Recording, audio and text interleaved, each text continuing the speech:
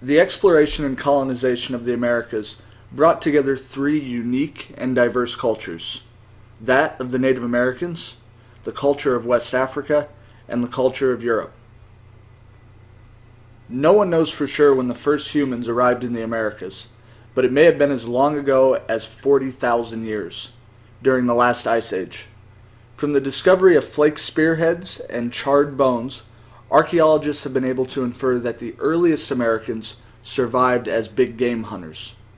Over thousands of years, they spread across the Americas, eventually developing agriculture and establishing stationary settlements.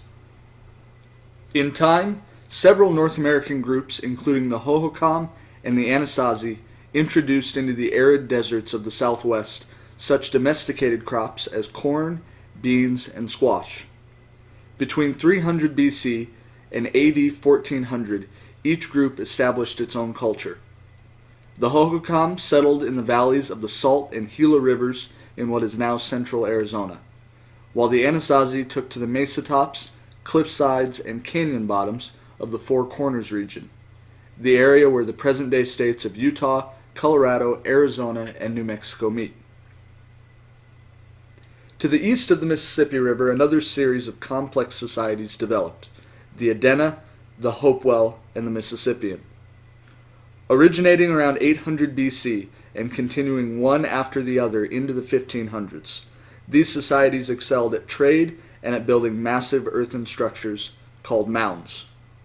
Some Adena and Hopewell structures consisted of huge burial mounds filled with finely crafted copper ornaments and stone pipes. Other mounds bore likenesses of animals that can be seen clearly only from the air, like the picture on the bottom left meant to represent a snake. The Mississippians, the last and most widespread of the mound builder societies, constructed gigantic pyramidal mounds. The various Native American groups around what is now the United States adapted to their surroundings. In California, or along the California coast, an area that was covered in marshland, Native Americans adapted by learning to catch waterfowl for food and for their hides. Native Americans in coastal areas collected shellfish and hunted sea life. In the Southwest, we mentioned the tribes like the Hohokam and the Anasazi, who were able to adapt to grow corn and beans and squash in this very dry climate. And in what's now the eastern part of the United States, an area that used to be covered completely in forests, Native Americans there adapted by learning to hunt wild game. The second of our three cultures that will converge in the Americas is that of West Africa. Before West African culture and civilizations really grew to power, much of Africa was controlled by the northern kingdoms, kingdoms like the Songhai, who controlled trade that passed across the Sahara. Europeans who wanted goods from south of the Sahara had to go through empires like the Songhai. It was because of the Europeans that civilizations like the Songhai began to lose power, and West African civilizations began to rise in power. The first Europeans to bypass the Songhai were the Portuguese. They developed the technology to sail around the Sahara and not have to go through the Songhai for their trade. Because of that, West African civilizations like the Benin and the Congo began to rise in power. The Portuguese also established sugar plantations on islands off the coast of West Africa, and to work these sugar plantations, they began trading for enslaved West Africans. This was actually the beginning of the slave trade. The third of our three cultures that will converge in the Americas is the Europeans. European culture was very different from West African and Native American culture. In both of those, there was far more equality among people of different ranks and different positions. In Europe, there was very little equality. Instead, European culture was based on a class structure, a hierarchy by that class structure. So the monarchs or the kings were the highest level.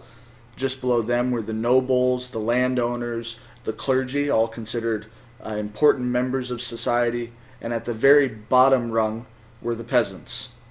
Very, very distinct differences between rank within European culture, something that you don't see at this time in Native American or in West African culture. All of this eventual exploration and colonization is able to take place because of a series of events that happened in Europe around the 1400s. First, the Reformation split the Christian Church, or the Catholic Church, into two branches, Roman Catholicism and Protestantism.